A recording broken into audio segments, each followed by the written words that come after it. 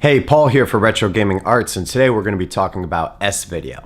So in this video, we're going to cover what exactly S-Video is. We're going to talk about it then versus now. We're also going to talk about compatible consoles with S-Video, and then I'm also going to show you the difference between composite and then S-Video and why S-Video is awesome. So let's go get started.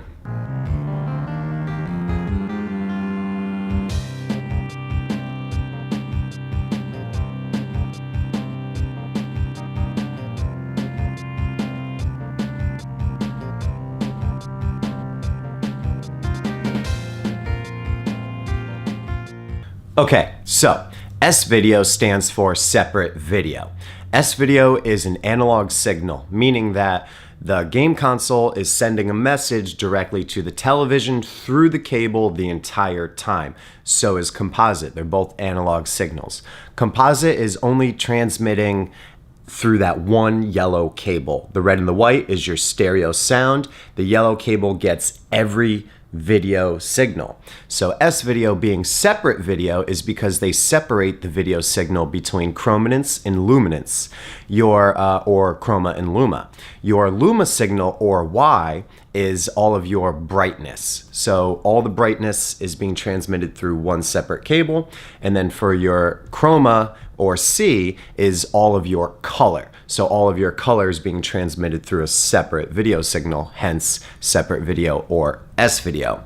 Now that improves the image clarity because it's being transmitted through multiple signals like RGB SCART, Euro SCART, or actually it's just called SCART, which transmits RGB, which is red, green, and blue. So it transmits three separate colors individually, as opposed to S-Video, which just does all color and then all brightness. It's still a huge upgrade from standard composite.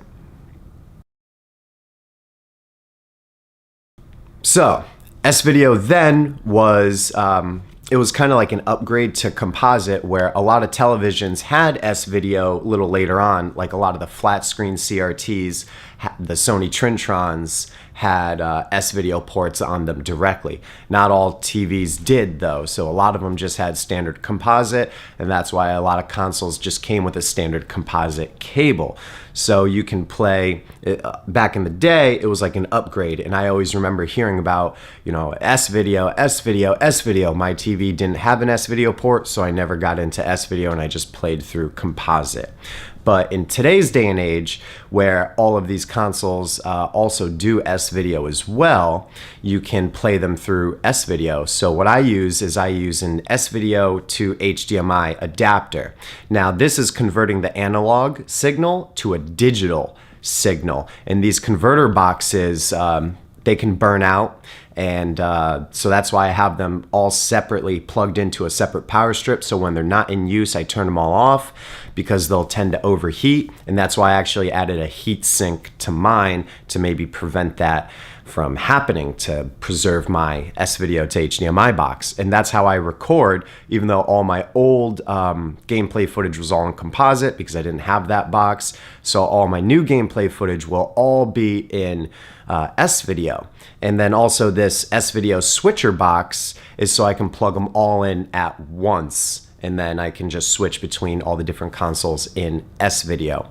So S-Video is good because it's almost like you get better image clarity than composite, but you don't have to go out and spend all of the money for like an RGB gaming setup or HDMI modding everything. So it's better image clarity. It's a good significant jump. It's enjoyable. It looks really good. Doesn't look the best, but it looks very, very good and much better than regular composite.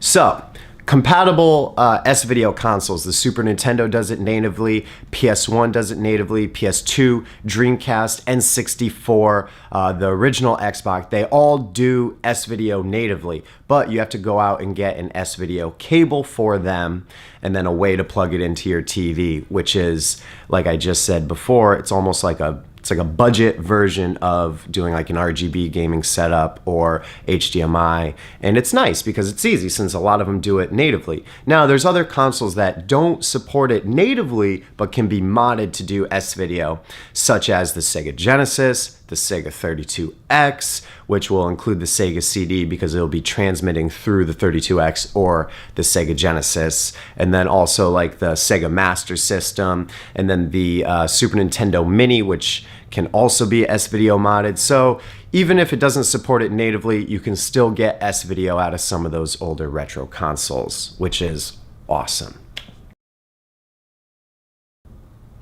So essentially, why S-Video? So let's go take a look at some games where I'll be showing you them in composite versus S-Video. So let's go take a look so you can see the image clarity yourself.